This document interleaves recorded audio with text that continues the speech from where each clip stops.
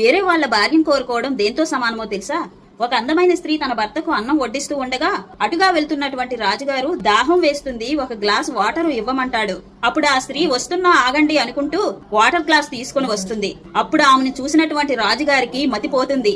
ఇంత అందమైన స్త్రీయా అని చెప్పేసి తనను ఎలాగైనా సొంతం చేసుకోవాలని చెప్పేసి తన భర్త బజారుకు వెళ్ళిందాకా అక్కడే దాక్కొని ఉండి, తన భర్త బజారుకు వెళ్లిన తర్వాత రాజుగారు లోపలికి వచ్చి, నువ్వు చాలా అందంగా ఉన్నావు, నేను ఈ ఊరికి ఈ రాజ్యానికి రాజుని, మీ పాలకుణ్ణి అని చెప్పేసి మీరు మా అందమైన భవనంలో ఉండాలి, మీరు నా రాణిగా ఉండాలి అని చెప్పేసి ఆమెను అడుగుతాడు.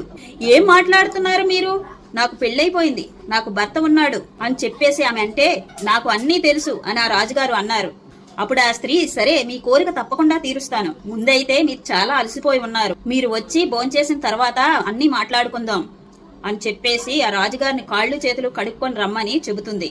ఆ రాజుగారు కాళ్ళు చేతులు కడుక్కొని భోజనానికి కూర్చోగానే తన భర్త తిన్నటువంటి అరిటాకుని తీసుకొచ్చి ముందు వేసి, ఈ ప్లేట్లో మీరు తినండి, మీకు కావలసిన అన్ని ఐటమ్స్ ఇందులో పెడతాను, తృప్తిగా తినండి అని చెప్పేసి భోజనం వడ్డించబోతూ ఉంటే, ఏం చేస్తున్నావు నువ్వు? నీ భర్త తిన్నటువంటి ప్లేట్ లో నాకు భోజనం పెడతావా? నేను ఈ రాజ్యానికి రాజుని అని చెప్పేసి గట్టిగా కోప్పడతాడు. మా భర్త తిన్నటువంటి ఎంగిలి ప్లేట్ ని మీరు స్వీకరించలేనప్పుడు మా భర్త ఎంగిలి చేసినటువంటి నన్ను మీరెలా స్వీకరిస్తారు అని చెబుతుంది.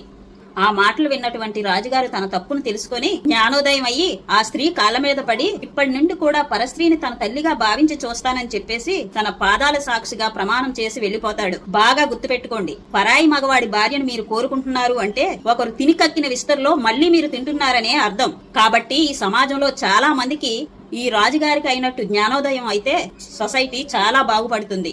ఈ విషయం మీద మీ అభిప్రాయాన్ని కామెంట్ సెక్షన్ లో తెలియజేయండి.